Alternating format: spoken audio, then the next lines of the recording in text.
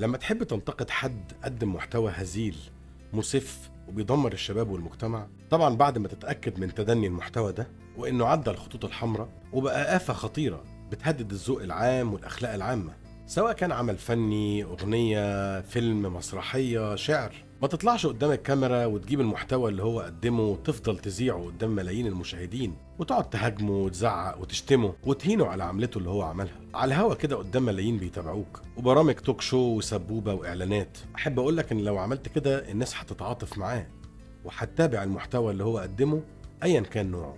يعني أنت كده بتزود متابعاته وبتعليه أكتر.